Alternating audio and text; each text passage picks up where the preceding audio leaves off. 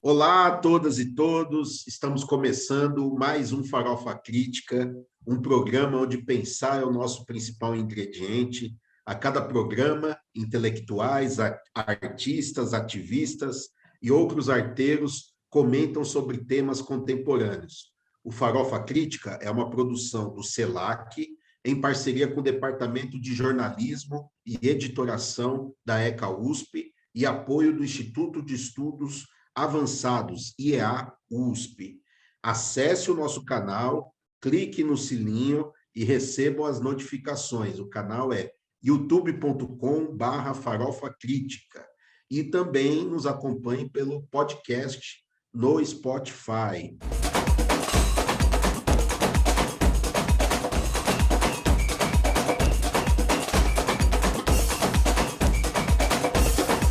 É isso aí, gente. Estamos aqui chegando ao 100º Farofa Crítica. É isso mesmo, 100 episódios. E nada mais justo, né? Tive que tirar o cara de férias e trouxe para cá para celebrar esse 100º programa. Então, tenho a honra de hoje apresentar um programa criado por ele, Denis de Oliveira. Quem é Denis de Oliveira? Denis de Oliveira é jornalista, é professor da ECA, está no curso de graduação em jornalismo, do Programa de Pós-Graduação e Integração da América Latina, o PROLAN, no Programa de Mudança Social e Participação Política do PROMUSP, que é lá da IACHE, é coordenador científico do CELAC, Centro de Estudos Latino-Americano de Cultura e Comunicação, pesquisador do IEA, Instituto de Estudos Avançados, também coordenador de um grupo Epistemologias Decoloniais, Territorialidade e Cultura, da GLACSO, Conselho Latino-Americano de Cientistas Sociais. Além disso, é santista, é vai-vai e meu amigo. Muito honrado, Denis, de você me dar esse privilégio de cobrir suas férias e, mais do que isso, de agora poder celebrar junto com você aqui esse programa que é um sucesso, que é um espaço super importante do pensamento crítico. Seja bem-vindo ao seu programa. Olá a todos e todas, né? Estou aqui de volta. Juninho, obrigado. O Juninho está conduzindo bem o programa, né? Melhor do que eu. Acho que eu até vou deixar ele efetivo aí. Imagina, Vou de lado. imagina. Mas aí faltou só cerveja, né? Para a gente poder comemorar de fato, né? Vamos ver quando acabar essa pandemia, a gente se encontra e faz uma festa do jeito que merece, né? Sem programas, né? Do Farofa Crítica, né? Mas é uma honra estar aqui com vocês e boa parte, né, do programa ele existe graças ao pessoal que está nos assistindo, né? Foi uma ideia que surgiu aí, uma brincadeira que eu estava... muitos me perguntam, né, por que o nome Farofa Crítica? E uma brincadeira, né, com um amigo meu chamado Babel Rajar, né, ele fez mestrado comigo, ele está atualmente na Finlândia, e uma brincadeira que a gente fez até no Facebook, eu tinha feito um prato, né, um peixe e tal, uma tinha farofa cítrica, né, que fica um gosto de limão laranja. Eu escrevi lá, né, e ele, que farofa crítica, né? Não, é cítrica, cara, que crítica que E aí ele falou, pô, mas é um nome bom para programa, né? Aí ficou assim, esse nome na minha cabeça.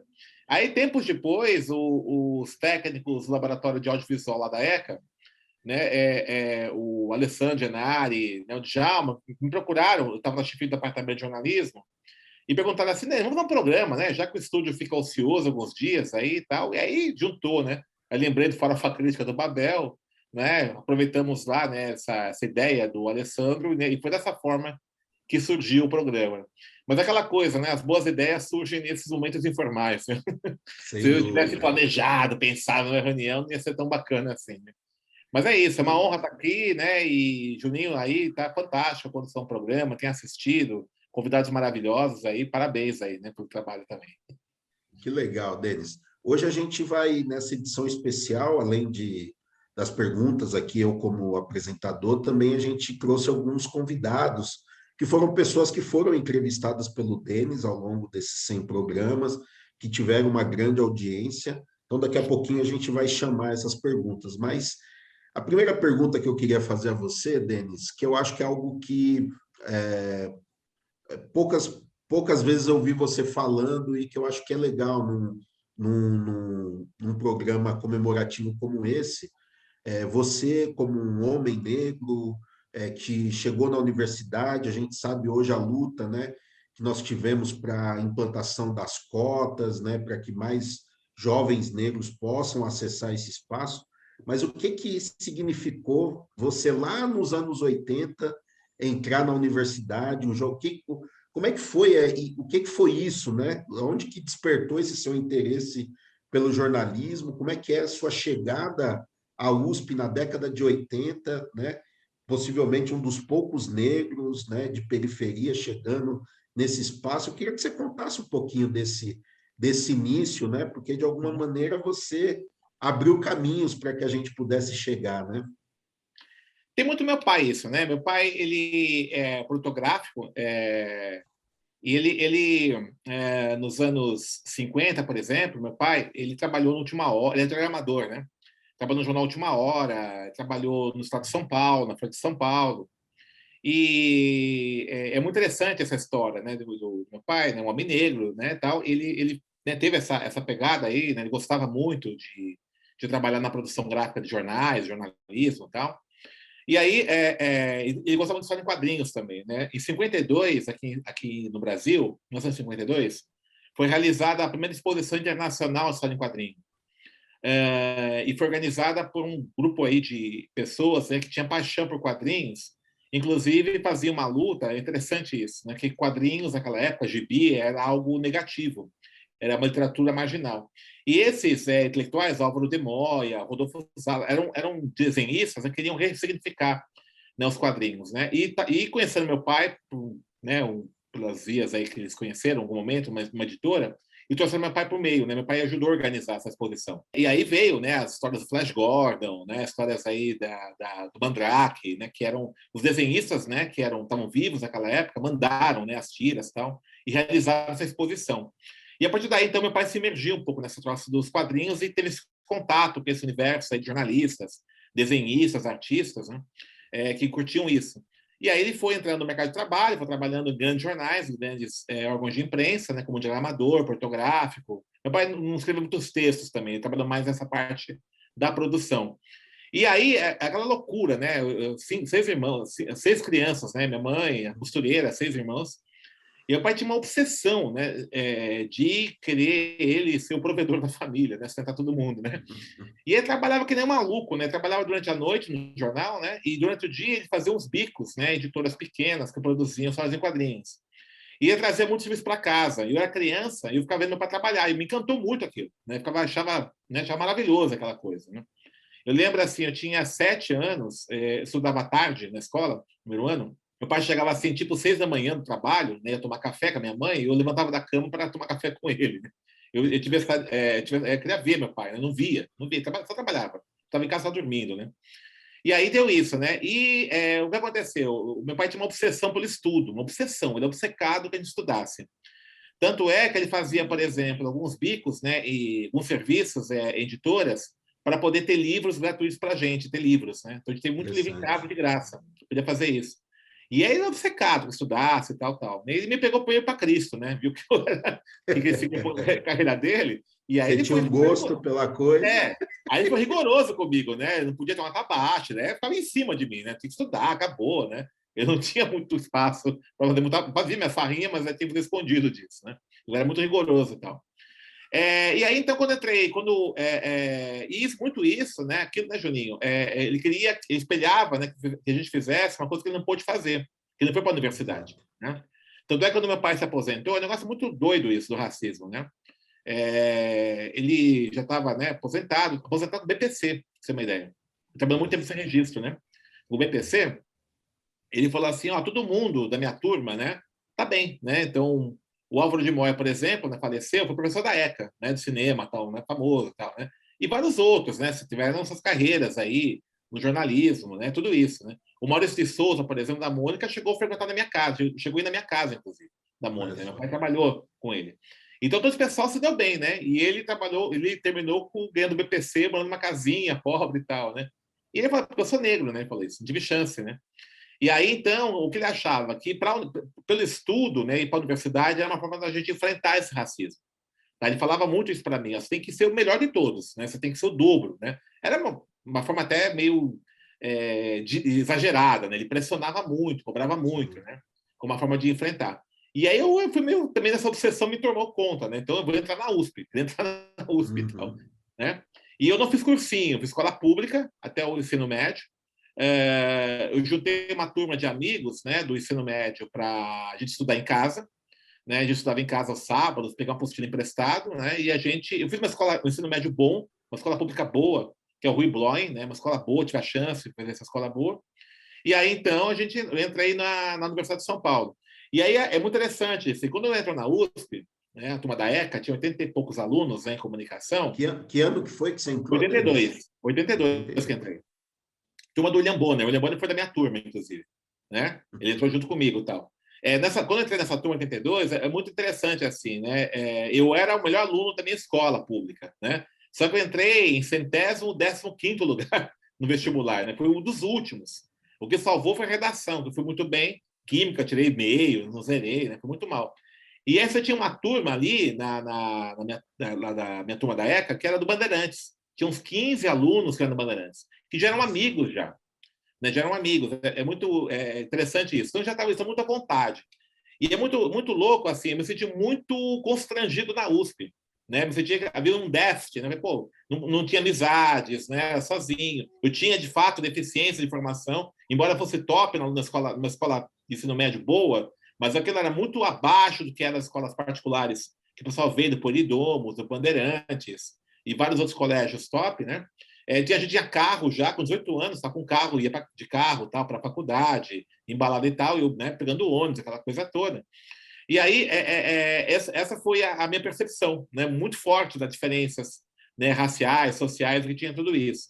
E a sociabilidade foi muito difícil, né, na USP. Né? A militância foi a forma que eu encontrei de criar um espaço de sociabilidade. Né? Então, com 18 anos, por exemplo, era muito doido. Naquela época, eu frequentava os bailes da Chic Show, nos bailes funk, eu adorava, né? Minhas irmãs iam, meu irmão ia. O meu Black Power lá que eu tinha naquela época, né?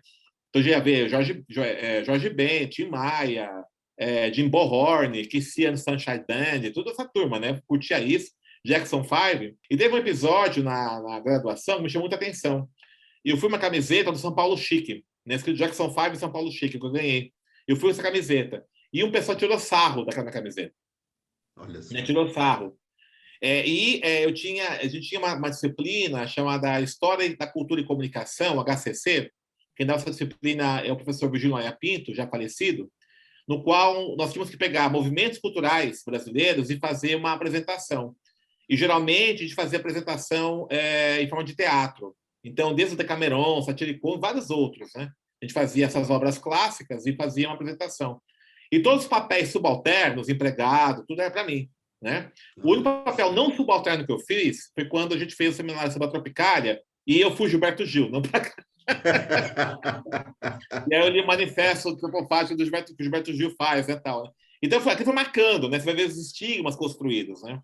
E aí, assim, eu percebi, aí veio de novo aquela ideia do meu pai ter que estudar muito, a única forma que eu tinha é ser um bom aluno, né, ser uma pessoa estudiosa, dedicada ao estudo, como forma de, minimamente, ter uma possibilidade de inserção na universidade. Né? Então, foi isso. E você inicia a sua militância dentro da universidade. Exatamente, militância movimento estudantil, primeiramente, né? Mas mesmo o movimento estudantil é muito interessante, né? Eu militei no PCdoB, né? Em 82 até 2005, né? E o movimento estudantil, né? Fiz parte da UNE, da UEE e tal. No movimento estudantil, na UEE, eu conheci o presidente da UEE daquela época, é um cara chamado Carlos Alberto, né? O Carlão. Ele está na Bahia atualmente, jornalista. Ele era estudante de jornalismo lá da Metodista, de São Bernardo do Campo. E aí é muito interessante, assim, é um homem negro, né? Ele foi militante e tal, e é uma coisa muito doida, assim, a militância, ela tinha tal grau de exigência que quem precisava cuidar da sobrevivência ficava afastado. Então, você tinha, por exemplo, pessoas brancas, classe média, que eram militantes de esquerda, que, né, trancavam matrícula na faculdade, nenhum problema, ficavam 10 anos, não trabalhavam, tinha o dia inteiro. e a gente tinha que cuidar da sobrevivência. E essa pauta da nossa sobrevivência nunca era colocada em questão, né? Então, aquilo havia uma pressão sobre a gente. Né? O Carlão sofreu um problema muito sério por sair da UEE, né? Ele tinha filhos já, casado, passa uma situação muito complicada, ele abandona tudo e vai, né? Vai morar na Bahia, né? Então a esposa dele era baiana, né? Foi para lá para tentar reorganizar a vida. E aquilo foi muito mal visto dentro das fileiras do PCdoB, como se tivesse abandonado a luta e tudo isso, né? E eu conversava muito com ele, falei assim, olha, cara, a questão não é só de classe, é de raça também, fala para ele isso, né? Recentemente, ele mandou no Face, né, no meu aniversário, uma mensagem para mim, né? Você, Dente, parabéns, aí tal, você foi a primeira pessoa que me alertou a questão racial quando eu estava no estudantismo. A gente Ô, viu já Denis, que na militância também acontecia isso.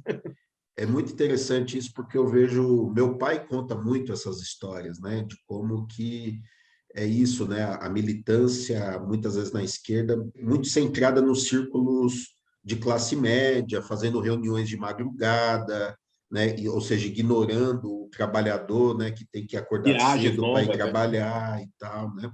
Então, é muito interessante isso que você traz.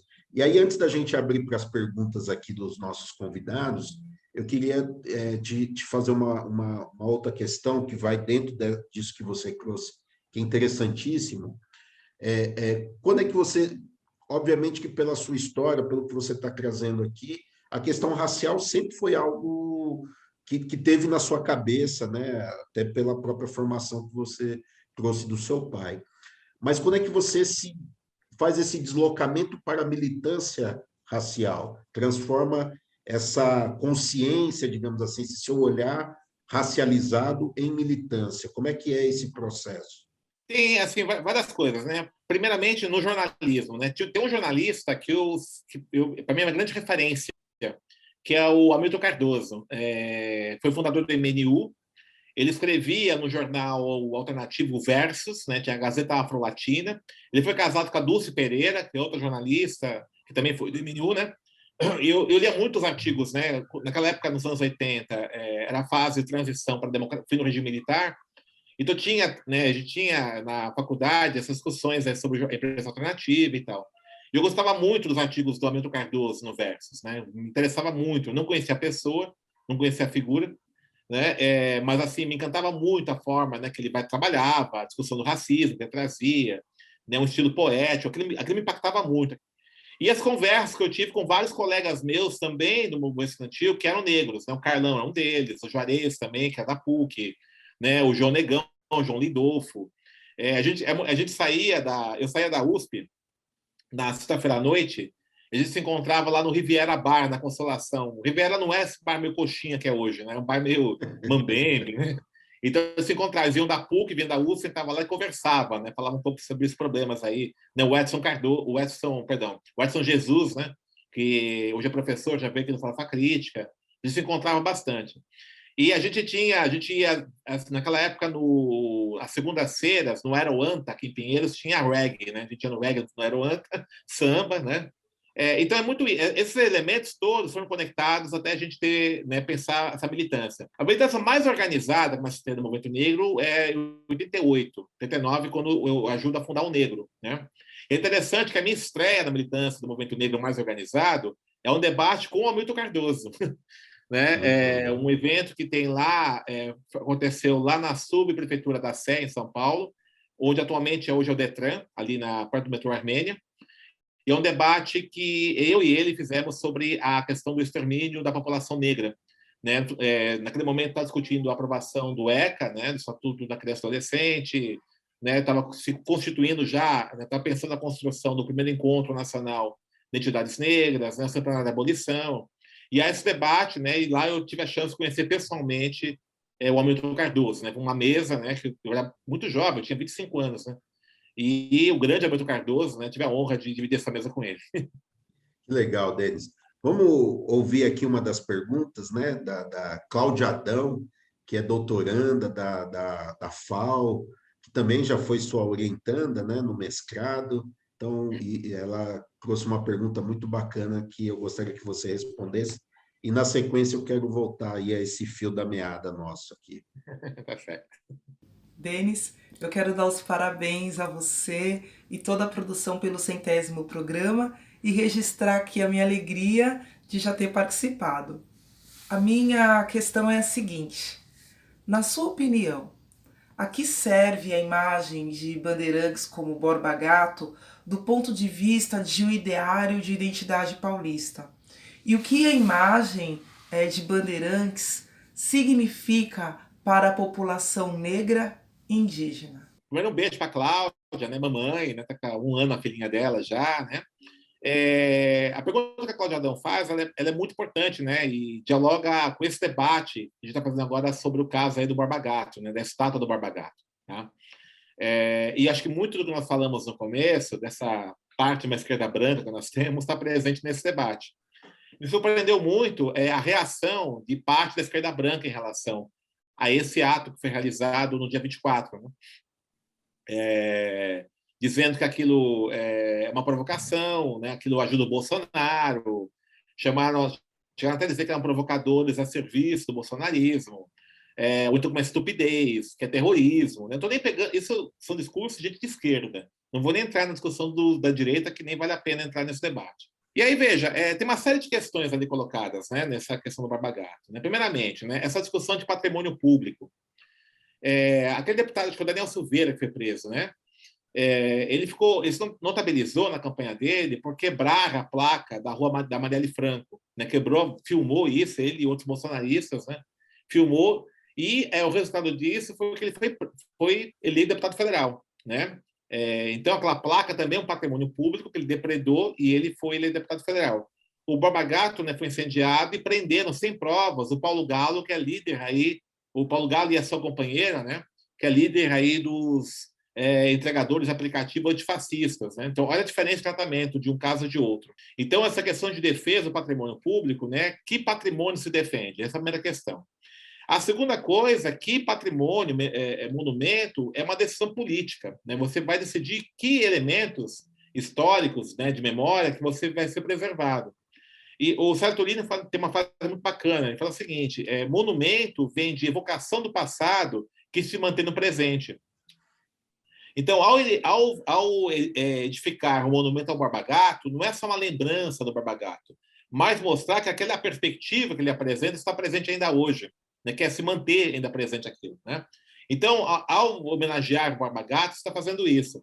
Você imagina, por exemplo, até fiz uma live, né, um vídeo no Instagram, o que seria, por exemplo, uma estátua do Mengele, do Hitler, para a comunidade judaica, né? Com certeza, a comunidade judaica também ia lá derrubar, tacar fogo, né, fazer um protesto.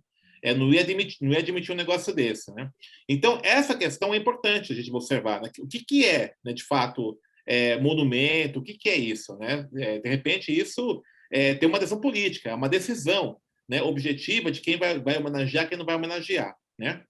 E a terceira coisa dessa questão do Borba Gato, né, acho que até nós conversamos, Juninho, né, que é essa ressignificação dos bandeirantes, né?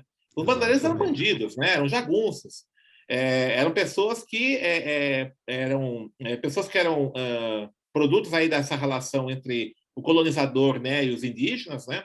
Então, eles eram rejeitados tanto pelos indígenas, né, que na tradição indígena o filho pertence ao pai, como também pelo branco colonizador, né, já que aquela relação não era algo normatizado pelas regras da Igreja Católica, né?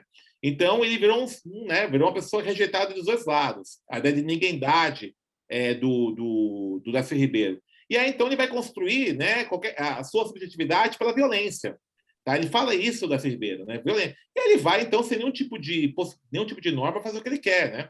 E com o Estado colonizador português, inclusive, sem nenhum tipo de repressão isso.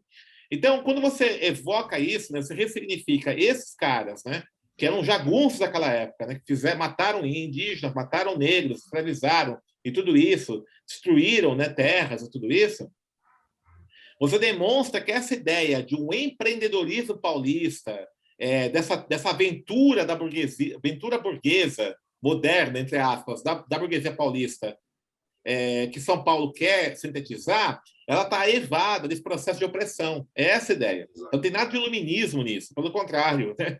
É uma aventura burguesa, estou pegando a aventura burguesa como a definição de modernidade do Marshall Bergman, né?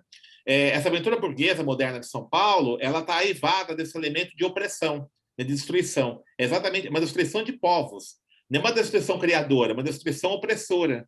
Isso está presente nessa loja. E é interessante, né, Denis, porque essa elevação do bandeirante, ela se dá justamente quando São Paulo quer se impor ao Brasil como a locomotiva, né, Exatamente. econômica, né? Ou seja, como é que você impõe essa memória? A partir de um discurso violento, opressor, né? Muito interessante esse link que você traz, né?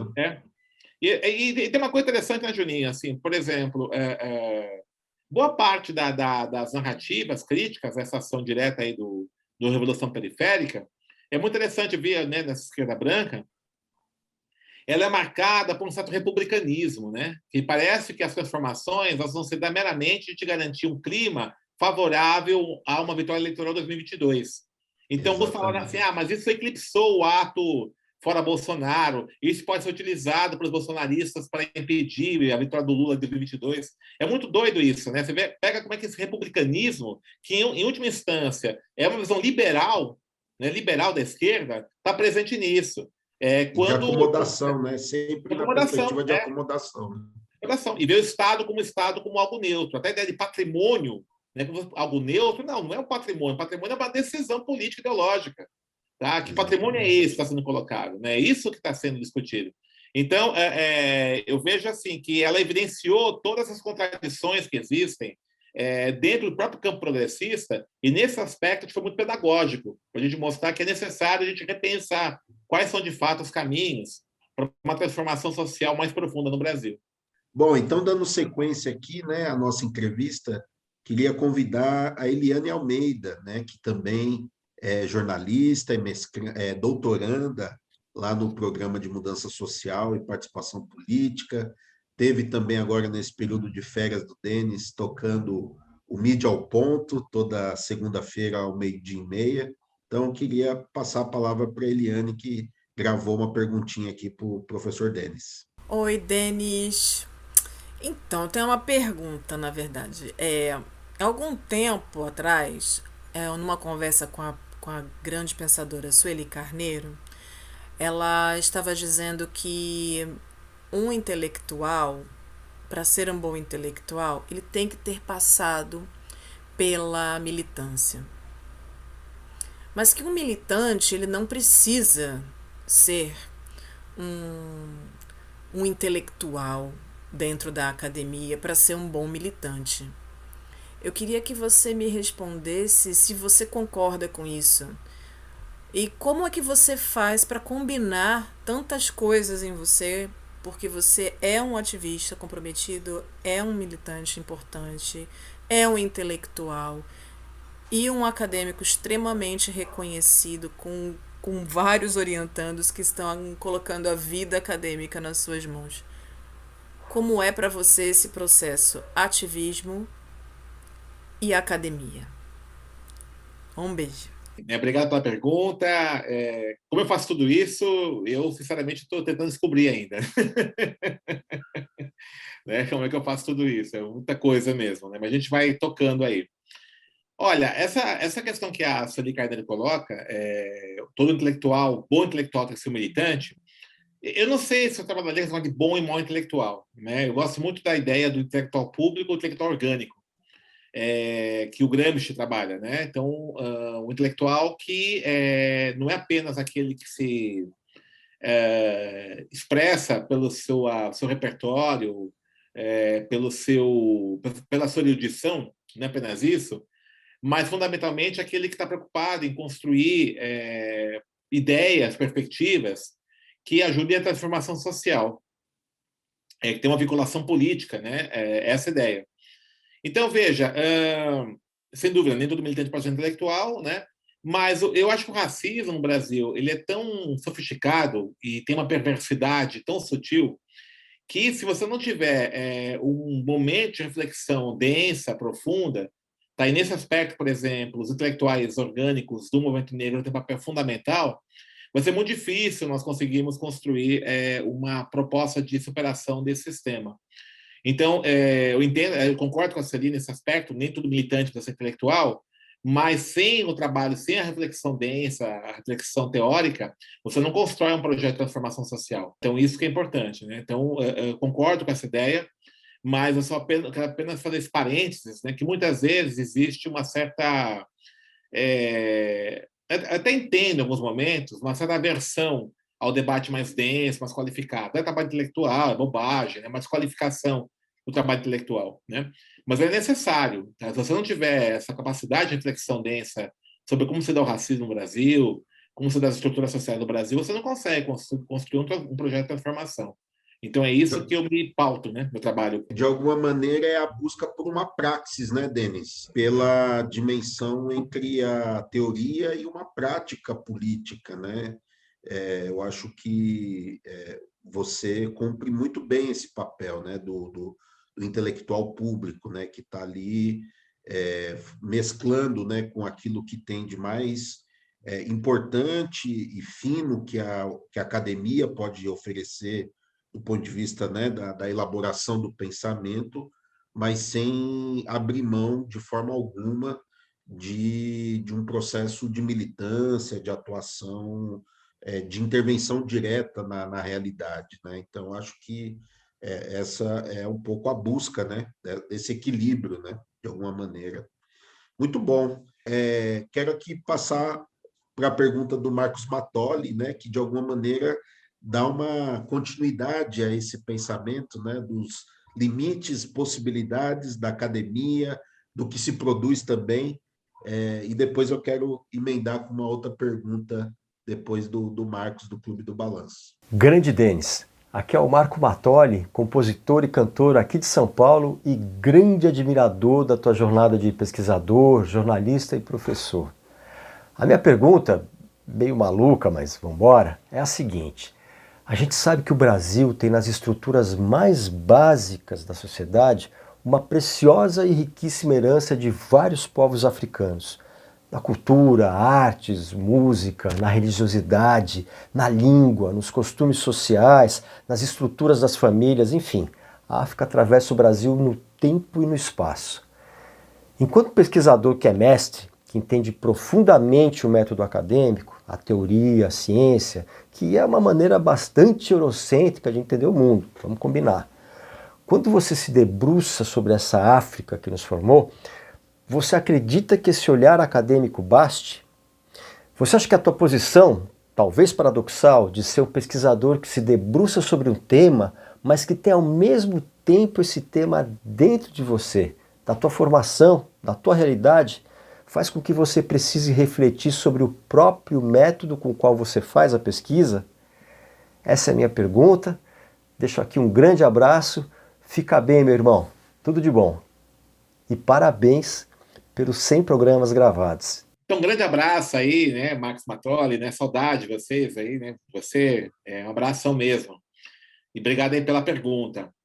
Então, Matoli, você toca uma questão muito importante, né? Porque, até retomando um pouco a discussão que a Liane apresenta, veja, você como um homem negro, mulher negra na academia, não tem outra possibilidade de você se afirmar que não seja pela militância, não há outra possibilidade.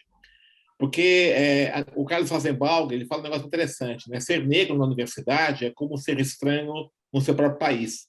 É isso que acontece. Então, você sente estranho, você sente sozinho. Né? É uma solidão.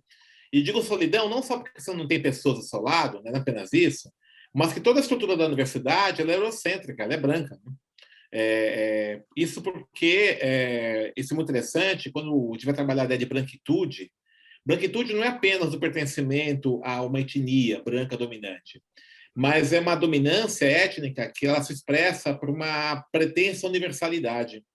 Então, a ideia de ser humano é ser branco. Sempre negros, indígenas, né, sempre são desviantes. Como a universidade se coloca como a universidade, né, a universalidade do conhecimento, da racionalidade, ela é branca na sua essência porque ela justamente expressa essa ideia de uma universalidade racional a partir da branquitude. Por isso você é sempre um estranho. Você quer a universidade te exige, isso é muito importante a gente discutir, inclusive agora com as cotas raciais na universidade. Ela vai exigir que você cada vez mais se branqueie simbolicamente, para você poder ter sucesso, para você poder, de fato, né, conseguir ter sucesso no espaço universitário. É aquilo que o Pierre Bourdieu fala da violência simbólica. Né? Que tipo de repertório você exige no espaço educacional para que você tenha sucesso, você seja bem-sucedido. E aí vai desde as bibliografias brancas, as temáticas que são discutidas na universidade, a perspectiva metodológica, né, que, né, você, Mattoli, apresenta mesmo, é bem isso mesmo, né? Então, o trabalho intelectual como negro é uma disputa ideológica, uma disputa política em si, per si. Então, é uma militância só o trabalho intelectual como pessoa negra na universidade. E aí, veja, o que nós temos feito, né? Primeiramente, aproveitando aí a presença maior de negros e negras na universidade, juntando, aquilombando, né? Criando nossos quilombos ali, não só para nos juntarmos, né? Para nos sentirmos fortalecidos, mas para ter uma intervenção conceitual, teórica, política no espaço acadêmico. É isso que a gente tem realizado, desde propondo temas, desde propondo perspectivas e tudo isso. E uma coisa interessante que a gente quer fazer, né, a gente tem feito, não é só no sentido de a gente colocar a pauta do racismo na universidade, tá? Não é só isso, mas nós trazermos visões a partir da nossa negritude de todos os temas. Isso é muito importante. Veja, a gente quer discutir como intelectuais negros e negras, discutir Estado, discutir política, discutir economia, discutir saúde, discutir tecnologias. É discutir isso, né? Essa racionalidade que permeia a nossa sociabilidade ser discutida a partir de um prisma da negritude. É isso que a gente quer fazer. Então, é uma discussão epistemológica, filosófica. Esse é o esforço que a gente tem que fazer. É super complicado, é difícil, mas é a batalha que tem que ser realizada, não tem outro caminho. É interessante, né, Denis, porque ao mesmo tempo que, né, isso que você coloca, né, que uma maior quantidade de negros na universidade também há uma certo embranquecimento no sentido das estruturas, mas ao mesmo tempo tem um choque, né, e um certo conflito que empurra também para uma mudança epistêmica, né, para novas possibilidades inclusive de leituras, né, de outros intelectuais, não só eurocêntricos, né, mas com olhares para a América Latina, para a própria África. Então, é um território de disputa, essencialmente, né? Então, não há uma neutralidade, não está dado, né? Claro que, para a população negra, a gente tem visto muito isso, é um processo muito doloroso, né? Porque é um processo psíquico também, né? Onde, como você disse, né? Você era o melhor na sua escola pública e chega na universidade, se defronta, né? Numa condição extremamente adversa, né? Isso nos anos 80, isso continua se aplicando hoje, né? Então, os jovens, né, por mais excelência que possam ter na sua origem, inclusive na sua condição familiar, ser ali o que mais estudou, o que mais avançou, mas quando chega nessa universidade, encontra uma verdadeira, quase que um abismo, né? E tem que construir e disputar esses espaços, né? Não, é isso mesmo. E tem uma questão até que é estratégica, que muitas vezes não dá conta, né? Eu até abordo isso no meu livro, do racismo estrutural. Se nós observarmos que o capitalismo hoje ele se organiza a partir de uma hierarquização de espaços baseados no conhecimento, os centros de comando capital eles são os centros que desenvolvem os processos tecnológicos, os processos de produção, né? E a produção física suja ela vai jogada para outras localidades. Tanto é que hoje a maior riqueza dos Estados Unidos, né, na balança comercial, são royalties e patentes. Veja o caso, por exemplo, agora do coronavírus, né? Nós estamos pagando aí o desenvolvimento das vacinas, né, de empresas multinacionais, né, a Pfizer, né, a Johnson, né, a AstraZeneca, tudo isso, né? Então elas estão ganhando dinheiro com isso. E veja, nós teríamos condições no Brasil, por exemplo, com esses laboratórios, de desenvolver uma vacina nacional. Cuba desenvolveu, né, até com recursos muito menores que o nosso. O Brasil teria todas as condições de fazer isso. A opção de destruição da universidade, feita pelo atual governo, é que levou a essa situação de precariedade no Brasil. Então, quando você tem a presença de negros e negras nesses espaços de de privilegiados de desenvolvimento tecnológico, você está discutindo, inclusive, já uma ponta do poder. Né? Você pode ter, por exemplo, negros e negras não só aplicando as vacinas, né, como enfermeiros, etc., que é muito bacana, mas também negros e negras desenvolvendo, por exemplo, medicamentos estratégicos para combater pandemias com coronavírus. É uma outra situação. É essa a grande questão. Por isso que eu estou falando assim, essa questão da universidade, ela é estratégica no país como o Brasil. Ela não é algo menor. E eu acho que a grande dificuldade nossa é que a gente não consegue transcender essa discussão, da impressão que é uma bandeira exclusivamente das pessoas que estão na universidade, quando não é verdade isso. Né? Você está discutindo mesmo caminhos para o Brasil. Dando sequência aqui, quero convidar um outro amigo, parceiro, né, sambista, mas também antropólogo, né, e que hoje também está fazendo mestrado na IACHE, lá no Programa de Mudança Social e Participação Política, que é o Tadeu Caçula, o T. Caçula. Então, trazê-lo aqui para a nossa roda, né? E é muito interessante, antes de passar aqui para o vídeo do Caçula, o Clóvis Moura ele já apontava, né, Denis, lá atrás, a ideia dos grupos específicos e grupos diferenciados, né? E é muito interessante porque você falando da sua trajetória, né, o quanto que esses espaços de cultura, né, foram determinantes para a sua formação de uma identidade negra, né, e até mesmo dos seus irmãos, da sua família. E esse foi a ponta de lança até você chegar numa militância, chegar num processo, né? Então, queria que você comentasse sobre a gente ouvisse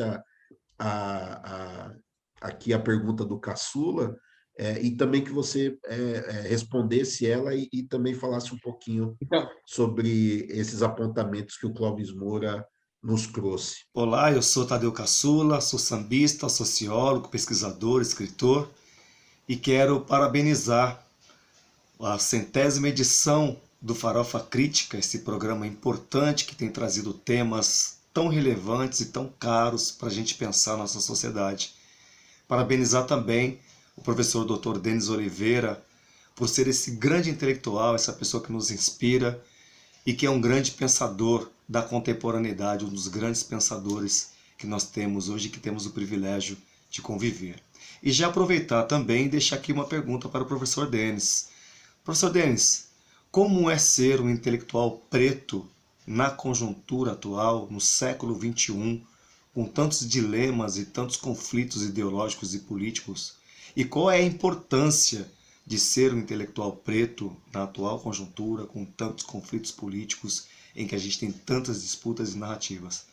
Diz pra gente, professor. Então, um abraço também para Caçula, irmão, Tadeu Caçula, mestrando. Os dilemas são justamente você poder a gente compreender essas reconfigurações do racismo estrutural no Brasil. Como é que se manifesta? Eu vejo assim, Caçula, por exemplo, né, eu tenho acompanhado aí a entrada de jovens negros e negras na universidade, né, a partir das cotas, na USP, né, que é mais recente, as cotas raciais. E eu vejo assim, né, ao mesmo tempo, o sofrimento que eu tive, né, quando eu fiz a universidade, né, nos anos 80, né, eu vejo que tem essa situação, mas também eu vejo essa potencialidade, né, muito mais presente hoje. Tá? Porque tem mais pessoas, mais trocas, né? Você tem uma visibilidade maior do debate racial. O que é importante nós observarmos o que a gente faz com isso. Tá? Essa é a grande questão, para onde a gente caminha. Tá? Então, foi importante a conquista. Bom, tá, e aí, o que a gente faz? Né? Por isso que eu acho fundamental nós pensarmos a discussão das estruturas brasileiras. Eu concordo muito, né, com o professor Weber, né? Ele fala o seguinte, o Brasil não tem como consertar, você tem que acaparar e fazer de novo. Porque, de fato, é isso, né? Você tem um Brasil construído a partir de uma perspectiva de opressão racial que é muito difícil você modificar. Esse republicanismo liberal, né, de parte da esquerda brasileira é uma piada, não dá certo. Né? Veja, só observar, por exemplo, assim, né, um governo progressista, né, do Lula e da Dilma nós tivemos, no qual tivemos a inclusão social pequena. Se você pegasse os dados, foram pequenos. Mas houve um golpe, nem isso é admitido. Tá? Nem essa pequena ascensão foi admitida. Houve um golpe em 2016. Impediu-se isso e houve toda uma demonização do PT e da esquerda, de modo geral, em relação a isso. Tá? Então, não há nenhuma possibilidade de uma dimensão institucional, republicana, liberal, de você pensar uma transformação mais profunda. Não há como pensar nisso. E aí, de fato, a gente tem que pensar o que a gente faz com todo esse capital que a gente está acumulando. Né? Nós temos um capital cultural, um capital simbólico, estamos acumulando aí conhecimento, espaços políticos, conquistando, né, alguns lugares até então vetados por nós. Bom, e aí, o que a gente faz? Qual projeto político a gente constrói? Eu acho que intelectuais negros hoje têm um papel fundamental na construção disso, intelectuais orgânicos negros, né? Quero chamar a atenção disso. Então, eu vejo essa questão da universidade não só nessa ideia de uma possibilidade, uma oportunidade, que eu acho justa, claro, para jovens negros e negras ir para a universidade, mas também um caminho para nós pensarmos uma política, um projeto político de transformação mais social, mais profunda. Né? Acho que esse é o grande desafio que a gente tem que construir. Não só os intelectuais negros, evidentemente, né, mas todo o movimento negro, né, tem que pensar de forma como é que vai aproveitar esse capital acumulado. Acho que esse é o grande dilema, o grande desafio nosso no século XXI. E comenta um pouquinho sobre essa questão dos grupos específicos, grupos diferenciados, porque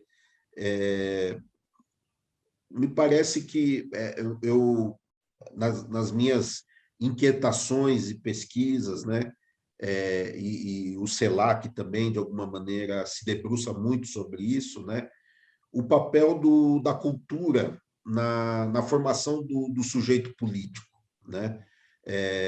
Qual que é o papel? Claro que a gente sabe do quanto que o modo de produção, que as relações econômicas, elas são determinantes, né, para a nossa condição enquanto classe, né? Eu estava lendo aqui o capítulo, né, quando o Clóvis Moura evoca, né, o Marx, né, no classe para si e per si, né? E para poder invocar essa ideia da construção da identidade do sujeito político, eu queria que você comentasse um pouquinho sobre isso, Dante, porque você acabou de falar, né, da importância desse capital político, mas já tem um acumulado, né? De alguma maneira, o resultado da gente chegar na universidade tem um acumulado de estratégias aí que foram permanentes, né? E os negros sempre como sujeitos políticos dinamizando essa estrutura sociológica, econômica. Queria que você comentasse um pouquinho sobre isso. É que a questão, quando a gente vai pensar o racismo, né, no Brasil, o racismo na América Latina, né, para o Brasil especificamente, ele tem como princípio uma desumanização, subhumanização do ser negro, né, do ser negro e da mulher negra, da ser negra. Por que isso? Né? Porque, veja, qual que é a base material de construção do racismo? Foi a escravidão. Né? E a escravidão parte do pressuposto que essa mão de obra ela é objeto, tá? Ela não é gente, né? Então ela é objeto. Ao ser objeto, você vai negando qualquer tipo de traço de humanidade, potencializando ainda, inclusive, essa ideia que eu comentei um pouco antes, né, de que a branquitude se expressa por um princípio de humanidade universal. Por isso que o branco fala que é étnico, o branco fala que eu sou humano. É muito interessante isso. Né? Então, você tem a brincadeira que a gente fala, né? Você tem shampoo para cabelos normais, cabelos brancos, né? Cabelos étnicos são cabelos negros. Né? O normal, a normatividade branca. A própria ideia do homem de cor, né? Homem de cor, exatamente. Tem homem sem cor, né? Tem o homem e homem de cor, né? Então, isso que é a questão interessante. Então, veja, você tem essa desumanização ou subhumanização. É o desviante. Então, a cultura, o que acontece? Quando você expressa uma singularidade cultural própria, você está evocando uma dimensão de humanidade. Nesse ponto já é confronto. A cultura negra ela é de resistência per si. Né? Nesse aspecto, inclusive, que eu tenho uma certa divergência com a ideia que a Beatriz Nascimento apresenta, né, no texto dela, de que pensar a paz quilombola. Né? Ela critica, né, o Clóvis Moura e outros autores, Edson Carneiro, né, de pensar o quilombo só no conflito. Mas o quilombo, a sua própria existência em si já é conflituosa, independente de ele estar em guerra ou não, porque ela significa a existência de uma tipologia de sujeito, né, e o fato de você ter uma sociedade que vai evocando tradições culturais próprias, né, aquilo é uma narrativa que afirma uma condição de humanidade própria. Né, isso contrapõe a ideia de uma objetificação. Então, a cultura negra, independente da narrativa dela, ela expressa justamente essa afirmação, essa ressignificação e a negação de uma desumanização imposta pela branquitude. Por isso que ela é importante. Tá? Eu acho fundamental. O Caçula acho que tem um trabalho muito legal disso, né? Quando ele vai pegar os territórios do samba, em São Paulo e tudo isso. E isso, veja, eu falei do Chic Show para mim, mas minha família é do Vai-Vai, minha família. Né? O meu avô, né? O pai da minha mãe, minha família é da Bela Vista. Né? O pai da minha mãe, por exemplo, era amigo do Fredericão, foi um dos fundadores do Vai-Vai. Tá? Né? Família Penteado, família da minha família. Né? Então, ele tem um vínculo com o Vai-Vai muito forte. Isso nos dá uma condição de humanidade. O Cosmo Forsativo, né? Um bom tempo atrás, ele falou o seguinte, né? Uma aluna minha fez uma matéria, um trabalho sobre isso, ex-aluna, né? Está formada já. Ela perguntou assim, por que você faz isso? Vocês fazem isso, né? Domingo, né? O Cosmo, eu lembro, o Cosmo naquela época, ele trabalhava de entregar volante no centro da cidade, né? Na Rua Direita, encontrava várias vezes lá entregando papel, né? Propaganda e tal. E aí eu pegava sábado e domingo, em vez de descansar, né? Pô, trabalha pra caramba e tal, e fazia oficina de fanzine, oficina de hip hop, organizava show, aquela coisa toda, na posse e tal. E ela perguntava, por que você faz isso, né? Porque isso, teoricamente falando, né? No sentido pragmático, não te agrega valor, não vai te dar dinheiro, nada disso. Aí ele parou para pensar e falou, sabe por que eu faço isso? Porque me humaniza. Né? Porque, veja, a vida dele é desumanizada. Quando ele trabalha numa condição precária, exploração de segunda a sexta, né? Morar na periferia, pegar, né, 2 horas de condução, tudo isso, aquilo é desumanizante. Né? E aí, quando ele vai dizer, estou fazendo arte, estou fazendo, né, música, estou fazendo poesia, aquilo te reumaniza. Tá? E essa reumanização ela é revolucionária. Ela é revolucionária, é importante isso. Né? Eu acho muito, muito interessante. O mestre Tadeu, da bateria do Vai-Vai, por exemplo, tempos atrás, ele era gari. Ele era funcionário da prefeitura, era gari, né? Varredor de rua. Com certeza, muitos que estão nos assistindo encontrou o Tadeu, tempos atrás, aí varrendo rua e não se deu conta. Né? No Vai-Vai, ele é mestre de bateria. Então, você chegar lá, fica tocando na bateria, você passa pelo crivo dele, ele que manda, ali é o rei. Aquilo recupera a dimensão de humanidade dele. Né? Então, a cultura negra ela tem esse papel de reumanização. Né? Então, ela vai contrapondo a uma desumanização estrutural que o racismo impõe. Eu tive a oportunidade de entrevistar recentemente o Sérgio Vaz, né? E ele sempre trabalhou, né, junto com todo o coletivo da Cooperifa, né, essa ideia de redimensão da poesia, né, como algo que ele costuma dizer assim, né, que sempre foi o biscoito fino da burguesia, e a gente transformou isso em arte popular, né? Então você vê lá a Dona Edith, né, recitando uma senhora negra hoje que ficou cega por conta da diabetes, mas que consegue decorar os poemas e faz uma declamação belíssima, né? Enfim, então é isso, é um grau de humanidade, né? E às vezes para quem chega de fora parece uma certa arrogância, né? Pô, esses preto metido, mas não tem dimensão do quanto isso é um desaguar, né? De todas aquelas opressões, né? E uma forma dali de você se sentir de fato, né? Importante, relevante socialmente, né? É muito legal isso que você traz, porque me fez muito pensar sobre isso. Bom, quero convidar aqui a última pessoa, o último convidado para fazer uma pergunta para você, que é o professor Alessandro Soares, né? Também seu colega de EASH, né? Então, passar aqui a bola para o Alessandro de fazer a última pergunta. Olá, Denis. Queria primeiro, antes de mais nada, parabenizar a você, a equipe do Farofa Crítica e dizer da minha alegria de ter participado e voltar a participar rapidamente agora, trazendo uma questão para vocês e para você em particular responder, refletir, né? Eu fiquei pensando aqui agora, no seu último livro, Racismo Estrutural, que você acaba de lançar, uma preciosidade, e também recordei dos 50 anos da obra de Eleiette Saffioti, chamada As Mulheres na Sociedade de Classe. Essa grande brasileira que é a lógica dos sistemas simbioticamente estabelecidos, racismo, capitalismo, patriarcado, ou na ordem mais correta, patriarcado, racismo, capitalismo, como ela mesma colocava. E como professor universitário, eu tenho me perguntado e faço essa pergunta para você. qual o nosso papel e como a universidade ela efetivamente tem podido aportar para a transformação, para a mudança, para a produção e construção de uma cultura de paz e de respeito, onde nós possamos efetivamente superar todos os preconceitos de discriminação de raça, gênero, etnia, orientação sexual, origem social, classe e outros mais que vão se sobrepondo e se atravessando e gerando essa sociedade tão desigual, tão violenta, onde a morte, o racismo, o genocídio da população negra, a morte de mulheres, de LGBTs, de travestis, ela encontra base e justificação social. Como nós, na universidade, sobretudo nós na universidade pública, como a Universidade de São Paulo, podemos contribuir e trabalhar para a superação dessas desigualdades? Como nós podemos trabalhar para isso não só na sociedade, mas a começar aqui de dentro da nossa própria Universidade de São Paulo? E como isso pode se irradiar para onde nós temos campus, para a nossa população na cidade de São Paulo, no estado de São Paulo e no Brasil?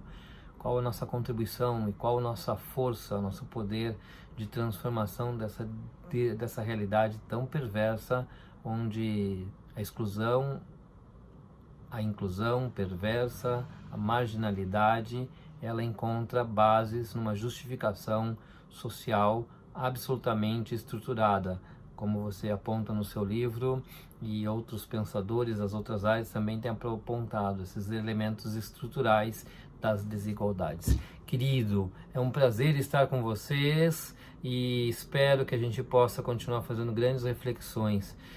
Obrigado pelo Farofa Crítica e que a gente possa permanentemente saber, pensar e realizar a crítica por uma sociedade mais justa e melhor. Até mais. Um grande abraço, Alessandro, né? Saudade de você aí, né? Bacana, nossas batalhas aí na universidade. Né? O Alessandro lembra aí dos 50 anos do grande livro da Safiotti, né? Da Lei Safiotti, né? Importante, no qual ele baseou, inclusive, a sua tese do doutorado. Olha, quando se fala de transformação para uma cultura de paz e tudo isso, né? Isso, eu acho importante a universidade, é o lugar que a gente trabalha, né? Só que a universidade sozinha não vai fazer isso. Não é o trabalho intelectual que vai fazer isso. Eu acho fundamental o trabalho intelectual. Tá? O trabalho intelectual, inclusive, não se resume apenas à ação na universidade, na ação acadêmica. Né? Eu até lembro que os grandes intelectuais que foram importantes na história não tinham vínculos com a universidade. Né? Freud não tinha, Marx não tinha, né? Gramsci não tinha. Tá? Não estou falando que a gente vai sair da universidade, né? Mas é um fato. Assim, a universidade, muitas vezes, ela, por ser uma instituição ligada ao Estado burguês, ela nos coloca uma série de condicionantes que torna muito difícil, né, você ir para além de um processo, você construir dentro desse espaço um projeto transformador. Né? Acho que é importante enquanto espaço de legitimação, de diálogo, né, de construção. Agora, isso tem que transcender, pegando a discussão que a Eliane coloca, do ativismo. Né? O ativismo é importante, porque o ativismo, inclusive, é uma forma de você expressar o seu trabalho intelectual para além dos muros da universidade, para além da instituição universitária, não fica só nisso. Se você ficar preso só à universidade, você vai ter dificuldades muito grandes, né? Você vai ter frustrações, inclusive. Meu pai tinha uma coisa muito bacana, vou lembrar meu pai de novo, né?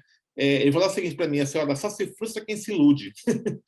Eu nunca me frustrei com a universidade, porque eu nunca me iludi com elas. Tá? Não me iludo, eu sei que tem os seus limites. Acho que é importante manter seus limites. Né? Todas as instituições têm seus limites. Tá? As instituições elas estão vinculadas a uma estrutura de Estado. E aí você tem que potencializar no limite, né? No máximo, essas instituições. Né? Então, eu vejo que a transformação, uma cultura antipaz, ela só é possível a partir do movimento de massas, né? De um grande movimento social, que vai abalar as estruturas sociais, né? Que não pense que a transformação ela se dá pela via institucional, tem que romper com esse liberalismo de esquerda, romper com isso. Eu acho que a eleição é fundamental, a eleição é importante. Agora, a gente pode centrar a nossa ação política só em eleição, porque a eleição também ocorre dentro de parâmetros institucionais. Né? O Estado, pensar no Estado, não é só o governo, é outro erro, né, que eu vejo em campo de parte da esquerda. O governo é uma parte do Estado, o Estado implica uma série de estruturas institucionais, inclusive algumas estruturas, por exemplo, que não tem controle, não tem controles de voto popular, não tem controles eletivos. Pega o judiciário, por exemplo, né? O judiciário é meritocrático, e é poder de Estado. Pega as Forças Armadas, né? Pega a polícia.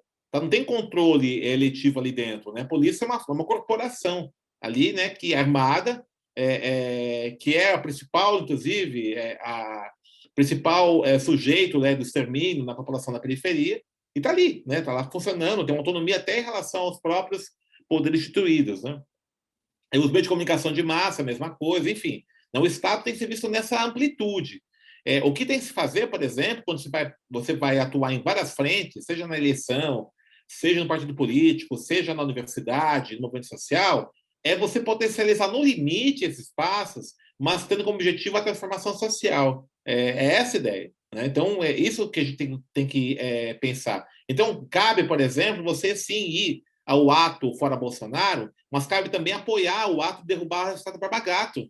Também, né? Isso faz parte da luta. Então, não é algo que está contrapondo a luta, faz parte da luta. Também você ir na greve, né? Você, por exemplo, protestar contra o extermínio dos jovens negros na periferia, né? Você atuar nos movimentos, nas ONGs, atuar nos partidos políticos. Tudo esse mix é na universidade também. Todo esse mix, né, de ações é que tem que ser direcionados para um projeto de transformação, sabendo seus limites, mas também as suas potencialidades. É assim que eu vejo.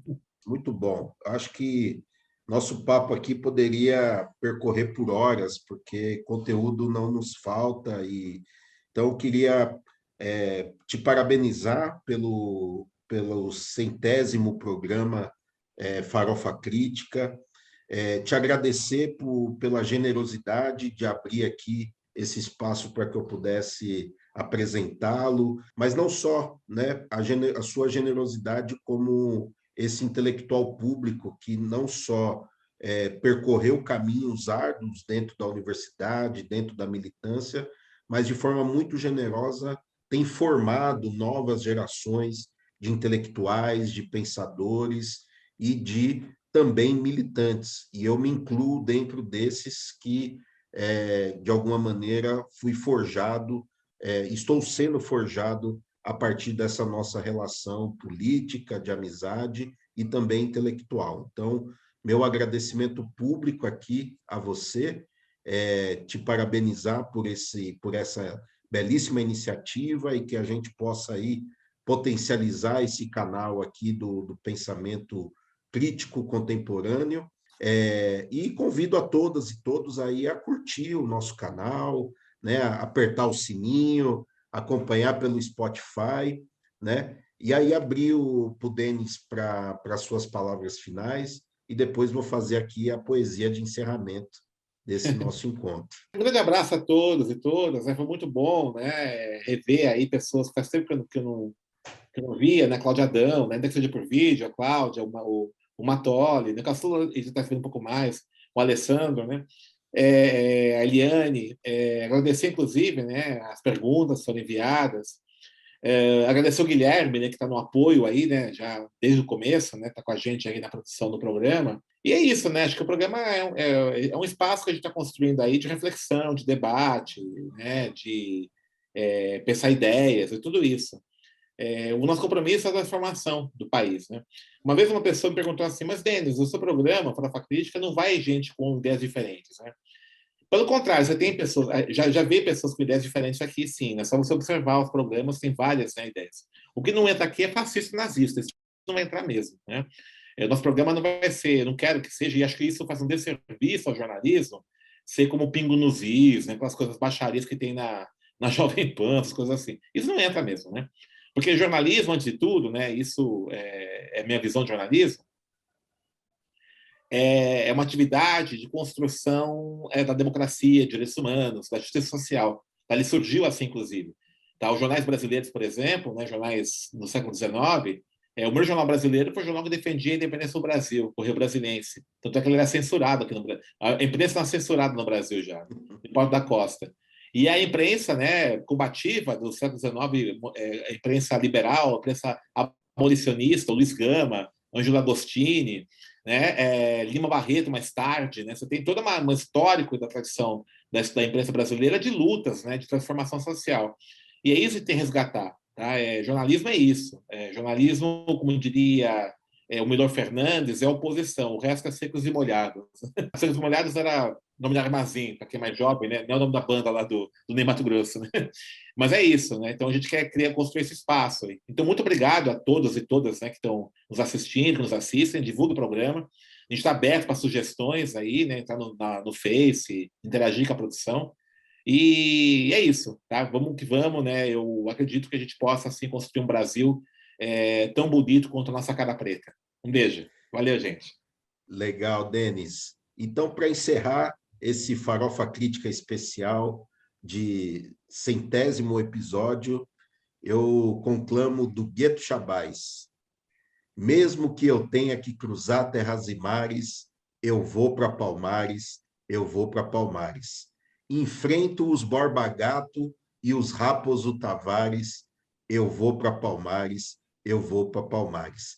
Mesmo que os inimigos contra nós sejam milhares, eu vou para Palmares, eu vou para Palmares. Do Gueto Chabais.